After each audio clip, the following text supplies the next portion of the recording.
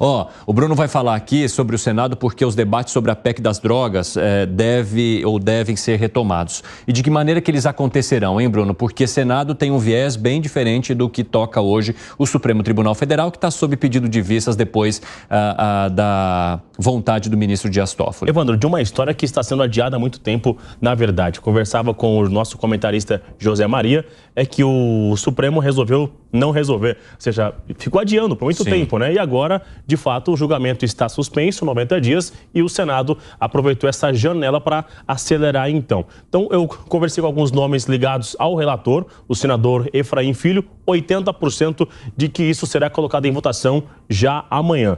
Hoje acontece uma sessão, que é a quarta sessão, e amanhã acontece a última sessão, que foram 5 sessões para ouvir aqueles nomes que tinham dificuldade, tinham alguma restrição em relação a este assunto, e aí será colocado em votação. Acontece que o julgamento do ex-juiz Sérgio Moro, isso tem uma expectativa de que possa até interferir, atrapalhar numa sessão, porque a repercussão do julgamento acaba se estendendo no Senado amanhã, com vários discursos e debates, e aí esse assunto seria adiado, e somente na semana que vem seria colocado em votação. Então, automaticamente, amanhã é o último dia, a última sessão. De quem quiser reclamar, de quem quiser colocar uma explicação diferente, então será colocado nessa última sessão que acontece amanhã. Se não, aí inicia a semana. Mas também existe um outro lado. O que tem na agenda de Rodrigo Pacheco? Existe uma agenda do Senado e existe uma de Rodrigo, que ele tem que ver o que é de mais importante. Tem uma discussão sobre o salário mínimo, tem discussão relevantes na casa para serem colocados em votação. Então é importante ver se isso será feito ou não. O relator está num cenário muito confortável. Ele já me confidenciou que o que tinha que ser feito, o que tinha que acelerar, já foi acelerado. Então agora é só esperar colocar e fazer, dar essa chancela na verdade. Não querem também passar por cima do STF. Ou seja, o debate com as lideranças, etc., já aconteceram. Já foi, essa história já resolveu. Então esse tema, a proposta hoje feita por Rodrigo Pacheco não divide opiniões de uma maneira tão intensa ali no Senado. Já tem uma decisão já formada, até porque nenhuma emenda foi apresentada, né? Então ninguém apresentou nada até agora. Então, do jeito que o texto foi colocado em votação na CCJ, agora está nas mãos do Rodrigo para colocar em votação. Bruno Pinheiro, obrigado pela tua participação. Esse espaço está sempre aberto para você. Muita vontade aqui. Opa, e a gente quer isso mesmo. E em breve, Bruno Pinheiro volta a falar conosco, só que direto lá de Brasília com as apurações. Vocês viram que, estando em Brasília ou em São Paulo, as apurações acontecem do mesmo jeito. Fazer um rascunho aqui hoje, viu? Esse celular do Bruno Pinheiro vale uma fortuna. Nossa senhora, não entrem no celular de Bruno Pinheiro. Fala, Segré. Você vai ter a honra de sair com uma alegria, uma honra e uma satisfação, Bruno Pinheiro, para tomar uma cerveja, mas eu tive o privilégio de tomar um cafezinho no domingo com Bruno Pinheiro. Então você foi privilegiado mesmo, porque você teve um encontro à parte ali com o Bruno Pinheiro. Aqui no caso, a gente vai pegar a galera do 3 em 1 e tomar um chopinho antes do Bruno embarcar para Brasília. Bruno, obrigado, um abração para você. Ao Vilela, ao Alangani, ao Fábio Piperno também, muito obrigado. E a chefia também, que me recebeu muito bem aqui. Obrigado. Rapaz, essa casa é sua. Um abraço. Fazendo a média com a chefia para poder tomar chopp com 3 em 1 depois, percebam. Ô Luiz Felipe Dávila, fala para mim como é que você vê essa proposta. O Bruno conta pra gente que o debate nos bastidores já permite que a proposta vá de uma maneira mais rápida ali para a votação no Senado. Agora, a proposta é bem diferente do que acontece no Supremo Tribunal Federal, até em termos de ideias. O Supremo está tratando a divisão por quantidade. Senado quer restringir completamente o porte de drogas para uso pessoal. E o meio de caminho existiria nesse caso?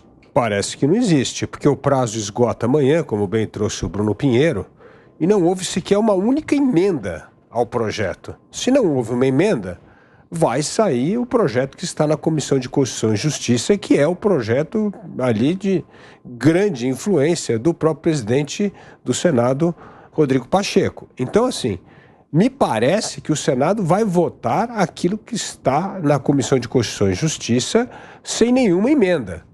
E duvido que alguém vai apresentar uma emenda de plenário contra o projeto do presidente do Senado. Então, me parece que vai sair essa proposta que ela é, sim, completamente contrária ao que está sendo discutido, não só no Supremo, mas também contrária ao projeto aprovado no Congresso Nacional, que já havia ali uma despenalização das drogas. Então isso vai aumentar ainda mais a tensão entre os poderes. Esse projeto sendo votado no Senado, evidentemente teria que voltar para a Câmara, e vamos ver como é que a Câmara vai reagir a essa medida do Senado. Gani. Pois é, eu acho que isso vai provocar aí novamente, infelizmente, algo como uma insegurança jurídica, né? Uma disputa entre os poderes, porque eu vejo que isso deve passar, né? Também passa na Câmara, e aí o Supremo Tribunal Federal tem um entendimento diferente. E aí o que vai prevalecer? Vai ser a decisão do Congresso Nacional ou vai ser a decisão do Supremo, que estabelece lá um limite do que seria crime ou não para o usuário de droga? A questão, né, Gani, pode ser que alguém ainda no Supremo peça vistas depois de 90 dias... E aí ganha tempo para a matéria tramitar também na Câmara, né? Para não tomar uma decisão. Eu entendo que a decisão do Dias Toffoli foi até uma indireta, né? Eu peço vista aqui porque eu entendo. E ele mencionou isso, porque ele compreendeu que isso seria um debate para acontecer no Congresso. Aí agora ele dá o espaço para o Congresso. E o Congresso, então, pode ser que vote ou não nesta semana, como mencionou o Bruno. Fala, seu Piper. Mas aí também pode acontecer de algum ministro não querer esperar e já enviar, antecipar o voto dele. Aí resolve a parada. Então, o que pode acontecer? Pode acontecer que não Será que o Supremo ia comprar essa briga nesse momento, hein, então, Piper? Porque aí seria um sinal de ruptura... Guerra aberta. Aí você abre uma crise mesmo, né? Falta um voto, né? Então, mas aí falar, o Senado está discutindo justamente agora, e agora a gente vai adiantar um voto? Mas o Senado vai ter que, em algum momento, os ministros que ainda não votaram vão se manifestar. Quando isso vai acontecer? Depois de encerrada toda a tramitação, Senado e Câmara? Também. Quer dizer, eu não sei Porque aí o Senado e a Câmara vão definir alguma coisa, depois vem o Supremo Tribunal Federal e delimita o contrário? Vai ter um entendimento diferente. Certamente o Legislativo vai ter um entendimento diferente. E aí o Senado vai ficar de braço cruzado esperando. Então, e o mais é complexo para ambos os lados. Mas você tem razão, Evandro. Isso daí é acender o... Mas veja... O pavio que tá com a fumacinha ainda, assim. O pavio tá só com a fumacinha. Pode acontecer uma outra coisa ainda mais estranha, né? Se o Senado resolver a parte... Desculpa, se o STF resolver a parte dele, ou seja, todo mundo votar, todo mundo se manifestar, e certamente esse projeto lá vai acabar passando, porque já são 5 votos. Então, durante algum momento, o Brasil teria três entendimentos em relação a isso, né? O texto poderia ser aprovado pelo STF, o entendimento vigente, que foi aprovado lá atrás, pela Câmara, inclusive, e o texto do Senado. Um mais duro, outro muito mais brando e outro intermediário. Você sabe que eu questionei isso para a desembargadora Ivana Davi no Direto ao Ponto de ontem também, e ela mencionou que, na visão dela, o que está em debate agora está longe de resolver o problema que o Brasil precisa. Porque, beleza, o Supremo Tribunal Federal vai lá e vai delimitar a quantidade de droga que a pessoa é considerada posse ou não.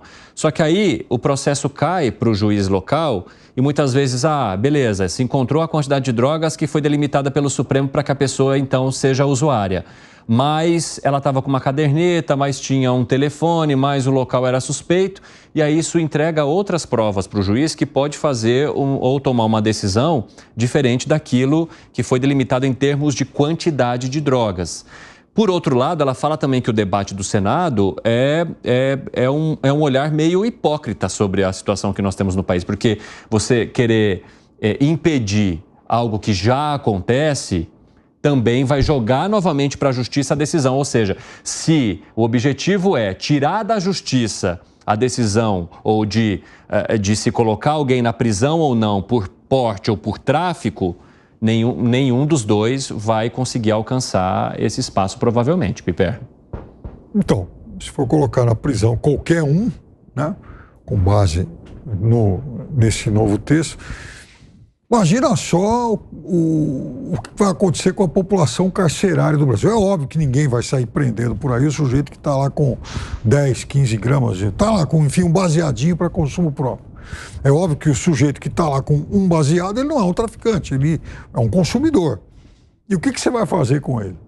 Então, é claro que, em relação a isso, a esse caso, o texto do Senado é hipócrita. E mais do que isso, ela fala que se você começar a prender todo mundo por crimes ou por tráfico de drogas, é como se você estivesse entregando um exército para a organização criminosa que atua dentro dos presídios e que tem os mandantes dentro dos presídios. Então, beleza, a gente vai sair prendendo todo mundo, aí você pega essa galera toda, enfia lá, ela vai sair pior do que ela entrou. Fala, Gustavo Segré. Estava buscando e não achei, Evandro. Agora, nesses dias, ontem, eu acho, um juiz liberou 2 pessoas que estavam levando pirâmides. Era um tijolo em cima do outro, uma pirâmide. 2 pirâmides em 2 caminhonetes. Liberou. E por quê? E porque, não sei por que liberou, mas liberou. Segundo o entendimento do juiz, eles eram mulas, alguém contratado pelo tráfico para levar essa quantidade gigantesca de cocaína. E aí você fala, peraí, a pessoa não sabia que estava fazendo isso? Por que tem que liberar? Não era 25 gramas, não, eram 2 caminhonetes cheias de droga, cocaína, e foram liberados. Então aí você tem imagino, uma pergunta de alguém que quer investir no Brasil, dizer, eu posso comprar terra sem problemas? E aí a pessoa no Brasil, eu diria como consultor, e depende, porque se temos a interpretação do Supremo é uma coisa e do Legislativo é outra.